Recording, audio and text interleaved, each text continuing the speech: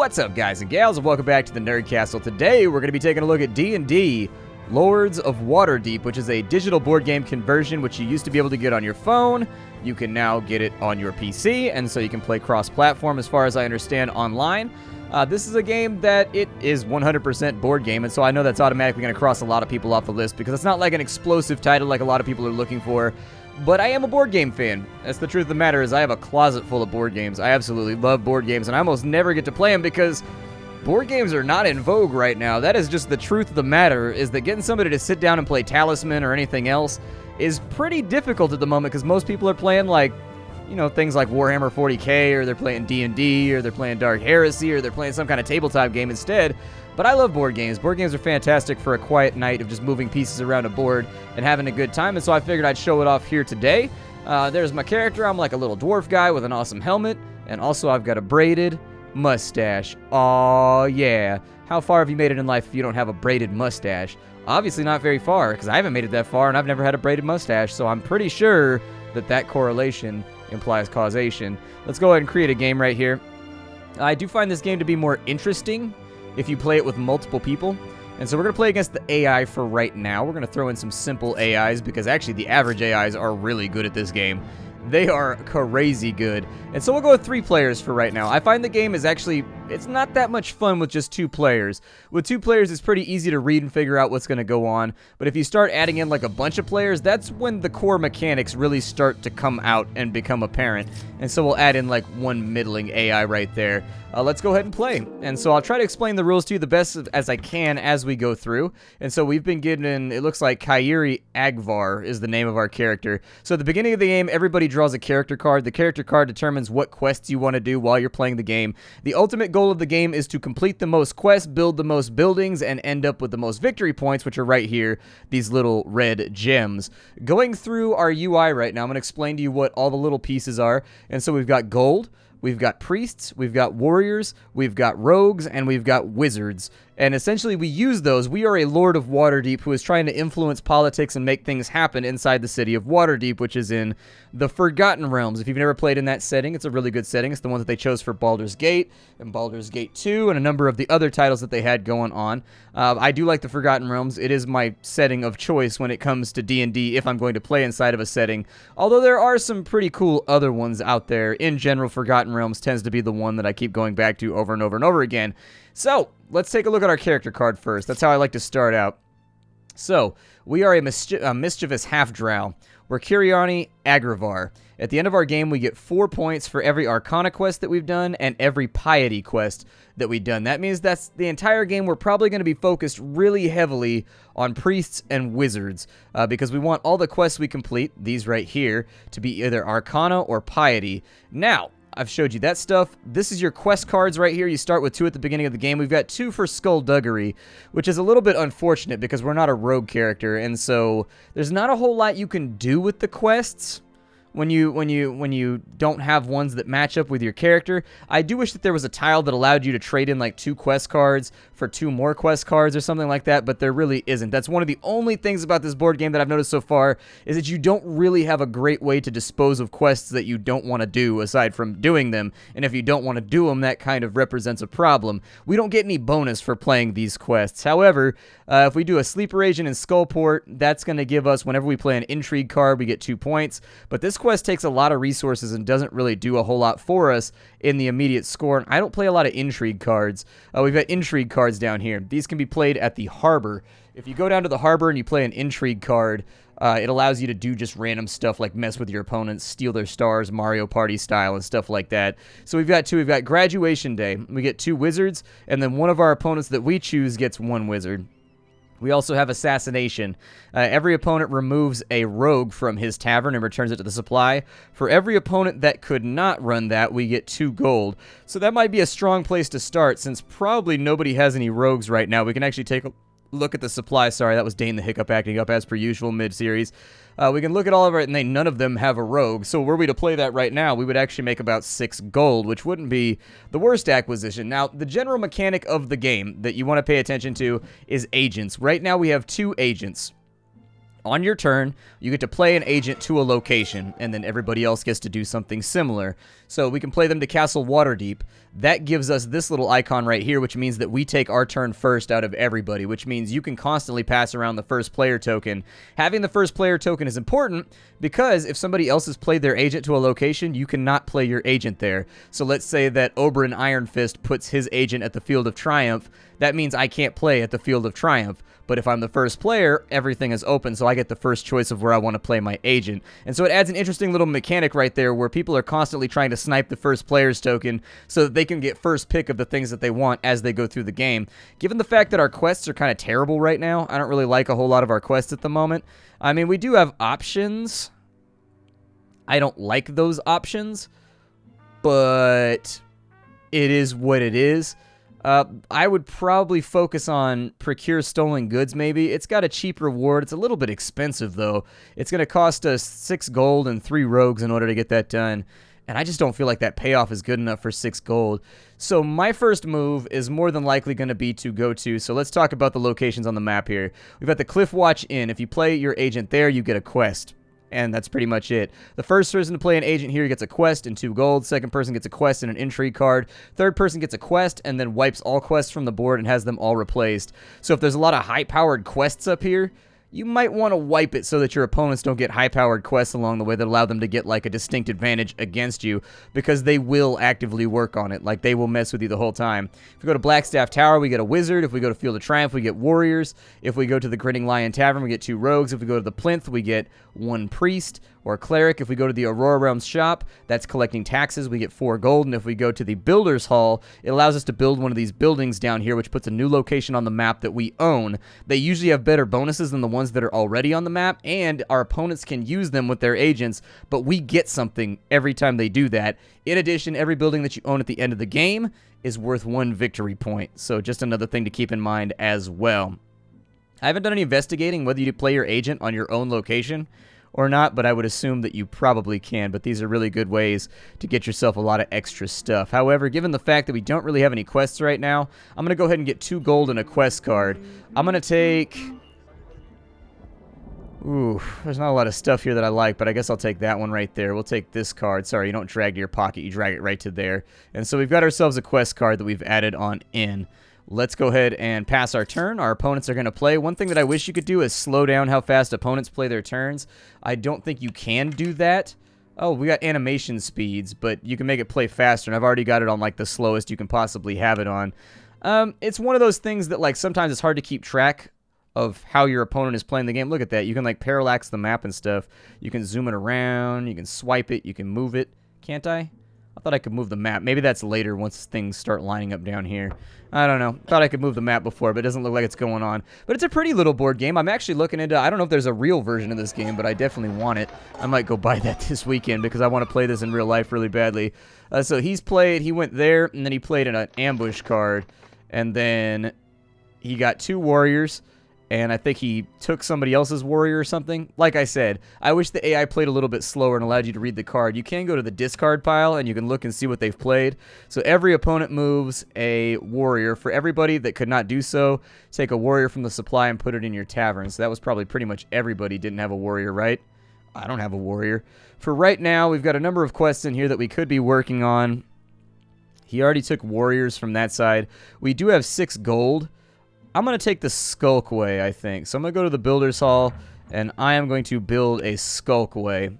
So there it is. We paid a couple of gold, 4 gold from the cost right there, and now we own the Skulkway. Anytime anybody uses this, I get to pick between a warrior and a rogue. I think I can also play my own cards on it should I want to, but we'll see what happens. This gives people the option, if you only need 1 rogue and you only need 1 warrior, you don't want to play Field of Triumph or Grinning Lion because it's a waste of your time. But anyways, we own a building now. Hooray! Self-employment. The game is 8 rounds long, meaning after everybody has played all of their agents going round-robin style, that's the round is over. At round 4, you get 3 agents instead of 2, and from then on the game gets a little bit more hectic and long-winded. But they're playing intrigue cards. So he played Good Faith, which gives him priests, and then gives one person on the board a priest. I've noticed, oh good, he played on our Skulkway right there. Very nice. Well, we need warriors for right now, so we can do the host the festival for soon. And so that's what I'm going to work on from now on. I may also focus, oh, he wiped the quests. Okay, there's still nothing over here that I want. There's an Arcana quest right there that might not be too bad, though. They've played Blackstaff Tower, and then it's back up to the top. We're still first player because nobody played at Castle Waterdeep to petition the king to be the most important noble, so we're still good right there. Can I play on the Skulkway? I kind of want to play on the Skulkway. It looks like we get 2 gold, we get a warrior and a rogue. I'm going to play on my own spot right there. Yeah, that's a pretty good card to have right there. That's actually, I didn't realize we got 2 gold on top of that. So that's kind of a tempting card for people to play while they're going through the game. We've got our 2 warriors. Now we just need 2 wizards. So Blackstaff Tower is kind of what we're leaning towards if we wanted to go there. I may try to get, if I can get a little bit more money, I think I'm going to focus on buildings this game. There's a lot of different ways to play this game. And I'm thinking that buildings are going to be our path to victory. So he just bought the new Alam. That's what I was going to buy. Damn. That's the one that I wanted really badly so that I could play it on myself. Although it doesn't look like you get the owner bonus if you own it and you use it. So he's building the Golden Horn, which means every turn there's going to be 4 gold at the top of the round on top of that thing. If you take it, he gets 2 gold. And so it's kind of a little of this, little of that if you're into that sort of thing. I will more than likely, Builder's Hall's already been taken, so nothing else can be built this round. I will probably then just take... Oh, I don't know. God, kind of in a rough spot right now. The enemy is definitely ahead of us at the moment. He's already got 10 victory points because he's done a quest, but all it takes is a higher-powered quest or 2 to get back ahead, so I'm not going to worry about it too heavily. The plinth would be nice, or I could take 4 gold from there. That'd give me 8 gold so that I could build something on the next turn, possibly.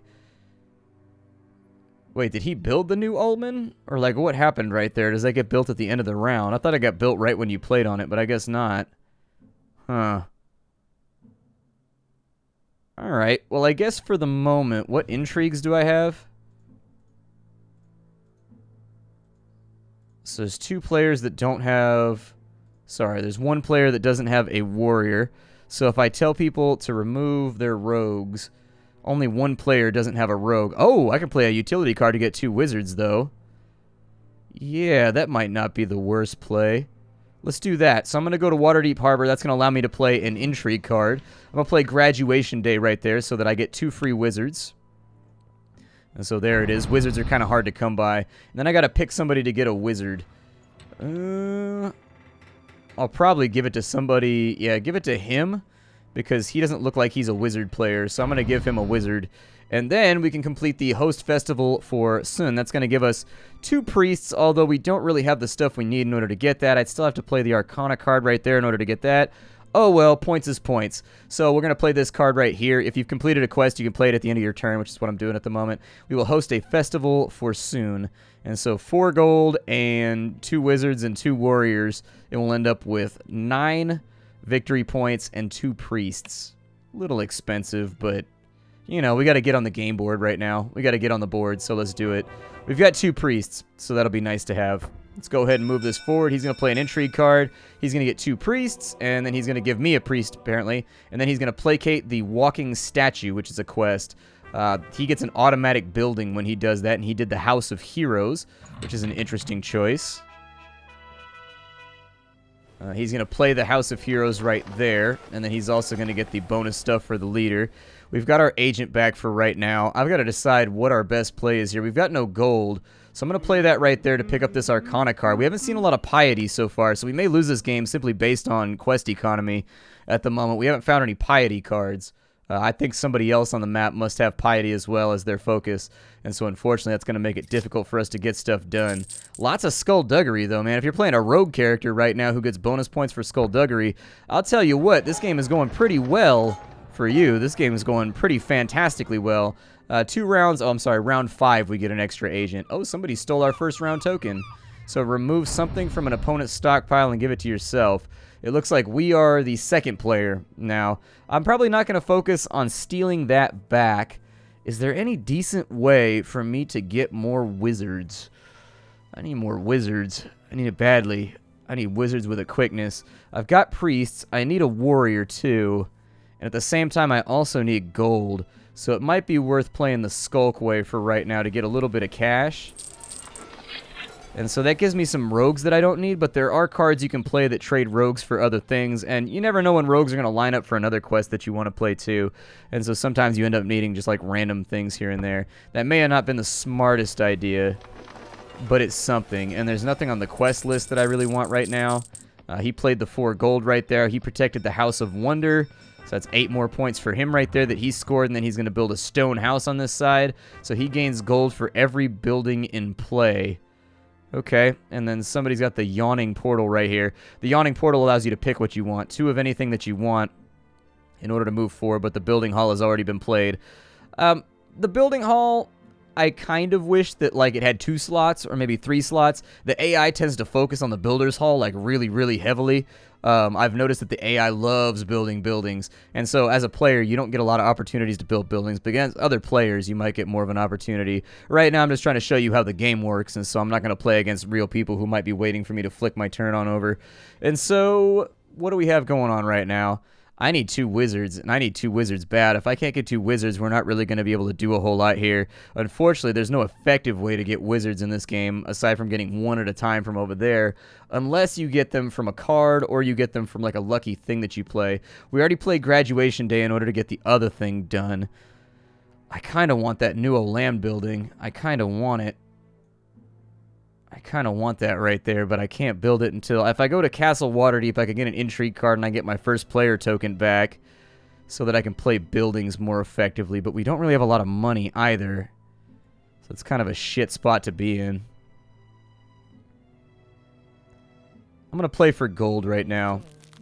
Go ahead and get some cash back real quick. And so now that I've got some money, we'll wait and see what these guys play. I don't see this game going super well for us, though, so far, because we just haven't had the quests that we need in order to make things happen. So take 2 rogues from the supply and place them in your tavern. Each opponent can choose to give you a rogue once for 3 victory points. I do have a lot of extra rogues that I'm not playing around with at the moment. I do have a lot of extra rogues. Yeah, I'll give him a rogue for 3 points. Why not? It's 3 points. I mean, he can have the rogue. I'm not going to use it. And so there's my 3 points. And this should be the end of the round as soon as they get done, I think. Now, I may have just set him up to complete a whole bunch of skullduggery quests. You never quite know. That's part of the way the game just works. Lord Bly's going to play first. We'll see if he builds something. He doesn't really have any gold, so I don't think he's gonna. He went to the House of Heroes, and then he did Confront the Xanthar for 20 points. Man, dropping mad bars up in there. Okay, well, that puts him ahead as the leader for right now. Not a bad play. I'm going to go to the Builder's Hall, and I am going to build this place right here. It gives me rogues and wizards, but it's still got better economy than Blackstaff Tower, and so I think I'd rather have it. It also increases the chance that somebody will play. Although Yawning Portal isn't terrible either. That gives me 2 of anything I want, and it's cheaper. I'll take that. That allows me to get 2 wizards whenever I want. Or if somebody else plays it, I can get whatever I want too. And so I see that as being a very popular spot for people to play. I think that was a better choice between the 2. The Tower of Luck goes up and is added to the Builder's Hall pile. Yep, and somebody played it already because they can get 2 of whatever they want. I'm going to take a wizard. I get the feeling that that card is going to pay back in dividends. He's got 2 warriors, and then he gave a warrior to Lord Bly. He also gave a wizard to Lord Bly by playing on Blackstaff Tower with our last agent. What do I feel like doing right now with my last agent? Blackstaff Tower is already taken, otherwise we could get close enough to finish that quest. We need a location that's going to give us wizards. Are there any wizards in play? It doesn't look to me as though there are. So, unfortunately, I don't know what I want to do here. This leaves us in kind of a bad situation. There's 4 gold right there, but I don't know why you would play that, because if you play that, you'll get 5 gold instead. I don't know, maybe as a backup plan. Damn, I need wizards badly. We've got a piety quest right there, though. Paladins for tier. Might not be a bad plan either, although that stocks me up on priests way more than I would want to. But then again, we're low on gold, and we could use a little bit more, so yeah, I'll play that right there. We'll go ahead and recruit paladins for tier as well, so that we've got multiple quests we can be working on. Agents should be cleared out after this turn, I think. I don't think this is going to be a winning game for us just because, well, there's an Arcana quest right there. If nobody picks that up, we might be all right. But it's just like, what is that? Each opponent removes a wizard from her tavern and returns it to the supply. Each opponent that could not do so, you get one intrigue card. So he didn't get any intrigue cards, but he did get to play Repel the Sea Wraiths, which gave him 15 points. So also got established a new merchant guild right there. Yeah, the AI is outplaying us pretty hard right now, but I'm going to blame it on quest economy. It's just the first stack that went down, unfortunately, had no Arcana and had no Piety. It's unfortunate. It's not my favorite thing. Ah, somebody played our card. Good. I will go with, what do I want here? A warrior or a rogue? I'll take warriors. Warriors are always more useful than rogues when you're playing Piety. Infiltrate a builder's hall. Man, they are playing all over our faces right now. They are playing hard. It's still Lord Bly's turn. He's still up first, but we are way behind in this struggle. The AI is pretty good at this game. That's what you might have noticed so far. The AI is pretty good, although this is only like the third game I've ever played of this. I played it for about an hour last night and played about 2 games to get ready for the feature that I was going to do on the channel. But other than that, hadn't gotten around to it a whole lot. I can go for 2 of anything I want on the Yawning Portal, which I think gets me to one of my quests right there. So I'm going to play that. On the Yawning Portal, I'm going to take 2 warriors, I think. I could take 2 warriors, I could take 2 wizards.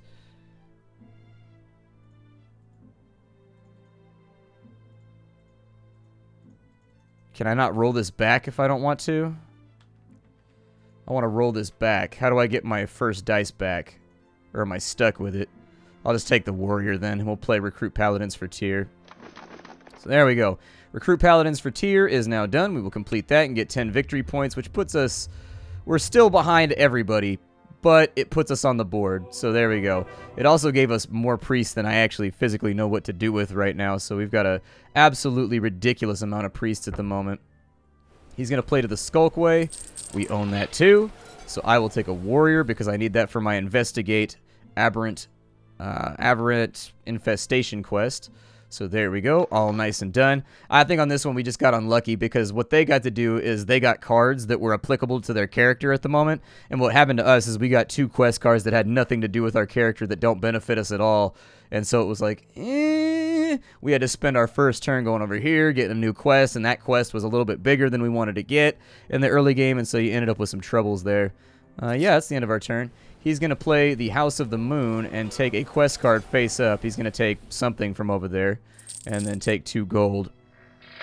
We do need more cash generation, although I'm glad we are on the board right now with a little bit of... Ooh, there's 8 gold right there. I might take that 8 gold. We're a little bit low on cash right now. A little bit low on cash. What do I need for this quest right here? I need 2 wizards. Ew. Does anybody have a card that'll play wizards? No, nobody has anything that plays wizards. Okay. Well, let's go and get the 8 gold from right there. So there it is. We just got paid out a little bit, so that gold should carry us into the future. I may play New Alamn as well. We'll see what happens right there, but I need wizards, and I need wizard generation, and that allows me to have wizard generation. Talking about my wizard generation. Alright, so Builder's Hall's already been taken. I'm going to go to Blackstaff Tower then and just pick up the wizard that I can at the moment. Just pick up the wizard that I can. Gray, Oberyn Iron Fist, is going to grab the first player token, which means we no go last in the turn, which is not good at all. That's straight trouble, and so that's going to be an issue. We definitely want to get on top of that if we want to remain competitive over the long term in this playthrough. So he's going to force us to steal the token back on the next turn. We don't really have a choice. We're 100% going to have to steal that back, although right now our tactical options are somewhat limited. I do wish there was a lot more ways to mess with your opponents in a much more meaningful way. It seems like a lot of the cards in this game that mess with your opponents are like, here, I take one of your rogues. And most people are usually sitting on like a stack of certain characters. Like he's got 4 priests and stuff like that. I wish there was a way to be like, remove all pawns from one opponent. Like I wish the game was a little bit more vicious. I do wish that the game had more vicious cards where you could just wipe out a player and you could focus on people that were way ahead on your turn in order to set them back and give yourself a chance to win, or to give somebody else a chance to win that you're allying yourself with. We've got a building hall down here. We do have 10 gold. I'm thinking that New Alamn is the best thing that we can do right there. And so that's what I'm going to do. And so let's build New Olam. It's worth 6 gold, or it's worth 6 victory points too when we build it. So that's not a terrible play right there, considering it's just an expenditure of gold. I'm going to try and rope some wizards from one of these two, but I'm hoping somebody will play on that card so I don't have to. If somebody plays on New Olam, we get a wizard every single time he does it. And there it is. He played on it. So that means we get a wizard. And that means we'll be able to complete that quest on the next turn, which puts us up by 13, which gets us back into the game. That gets us back into the game. It also means that I don't have to focus this guy on getting another wizard. I can focus on getting another quest after this, which I think is a good idea. Expose Red Wizards of Thay's spies is probably a good idea. The Red Wizards of Thay are one of my favorite factions. Oh, we get to pick again, too. So we want to future-proof here. I'm going to need wizards if I want to do that quest, so I'm going to take wizards. I'm going to try and get that quest on my next turn, I think. And so I'm going to take this from right here, and I'm going to get the Expose the Red Wizards quest. So there it is, the Red Wizards of Thay. We will investigate them. We will investigate them so hard. The Red Wizards of Thay are hella badass. I like the Red Wizards of Thay. What was the intrigue card that we got? We got Placate Angry Merchants. It's a mandatory quest that I can give to one of my opponents. Okay. I wish these were more vicious, too. I think this game is too kind. I think this game should be a lot more aggressive, in my opinion. Like, for example, this quest, what's the point? Like, the point of giving somebody a mandatory quest to me is to mess with them, right? And force them to waste resources for a shitty reward.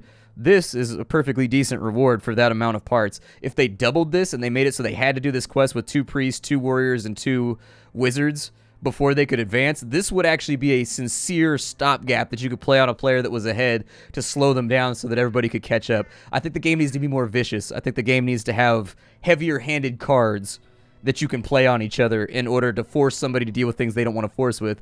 This right here, you can complete that in 1 turn. That's not even that big of a deal. You can complete that in a half a turn if you have the stuff in your hand already, and then it's just free points for you. I mean, the reward is a little underwhelming, but it's not that underwhelming. I can kill people's rogues off, too. Who has rogues right now? Everybody has rogues, so that would not be the card to play at the moment. That would be the wrong card. So he's going to form an alliance with somebody. I'm going to try and steal back the first player card in just a minute. Although we could also focus on this Red Wizards quest. Although I'm trying to get that one out of the way, too. If I go and I could play 20 points, actually, if I play the Grinning Lion Tower. Or I play the Skulkway. I need 2 rogues for that, and I've already got the 2 wizards. Maybe I'll play that one right there, because that'll actually get us into second place solidly. So that's what I think I'm going to do. That'll get us into second place real solid. They've already played that card right there. New Olam has already been played. Yeah, I'm going to play the Grinning Lion. Let's play the Skulkway, because I need gold. I'll take that with the rogue. Then we'll play Expose Red Wizards. Boom! 20 points. We're back on the board. So there it is. We are now in second place by comparison to where we were just 3 turns ago. We've basically played this about as hard and as fast and as loose as we possibly can. I mean, I'm trying to truck right now and keep up with my opponents because they are playing some serious cards, and we've been playing catch-up since the beginning. We've got Bribe Agent right there. We picked up a Bribe Agent card right there. Let me look at it real fast. Bribe Agent. Pay 2 gold. Choose an action space containing your opponent's... Oh, wow. That's pretty good. That's not bad at all.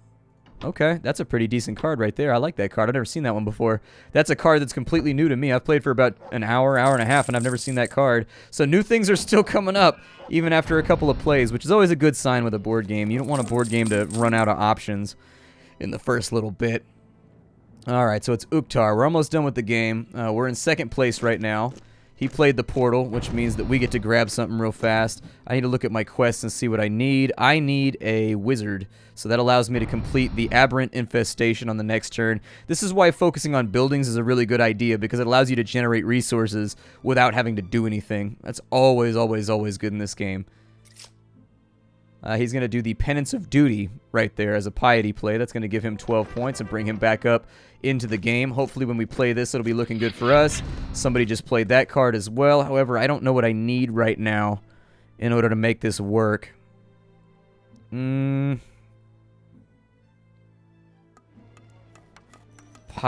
I'm going to need a wizard for piety, so I'm going to take that right there. I'm going to try and grab that Heal Fallen Grey Soldiers. That gives us so many warriors. Good lord, that's a lot of warriors. That is a ton of warriors right there that card generates. We've got 8 gold on the space up there that we could take.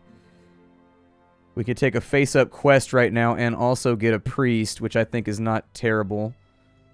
Have I already played? I want to play that card right there so that I can take that piety card. So I'm going to play this right here. And once per round, whenever you take an action that provides that, you can replace a warrior or a rogue with a wizard. Oh, really? I can swap stuff out, too. That only requires 2 priests, and I do have a surplus on priests right now. However, that one gives me basically an endless supply of warriors. I guess it depends what we're trying to do right now. 4 rogues and 2 wizards for a prison break. That one's a pretty high point card, too.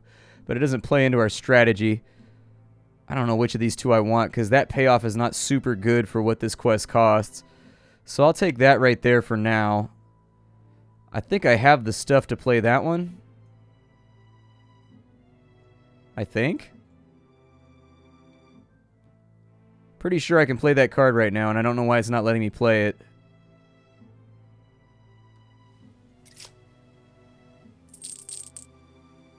There we go. It was just in a weird phase of the game.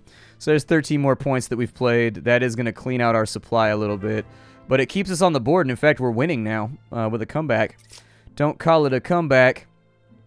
So there it is. We've picked up another intrigue card as well.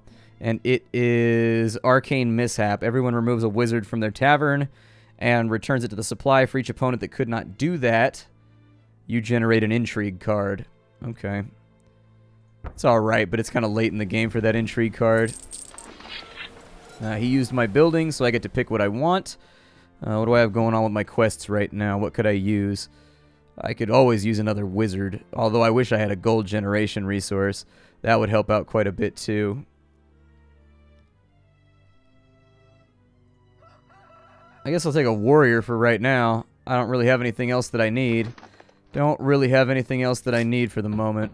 He's going to play Blackstaff, and then he's going to use an Arcana quest to get 3 free wizards. Wow, not a bad play. Not a bad play at all. Not bad, but yeah, this is called D&D, Lords of Waterdeep. Fun little title that I really enjoy, and you can play it against people online as well.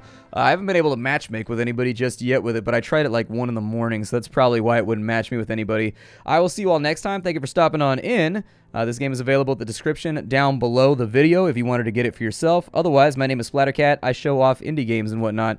I'm probably going to buy this board game over the weekend because I really like it, if it's a real physical board game. I will see you all later. Thank you for stopping on in. I look forward to showing off more indie games to you in the future. Bye-bye, everybody.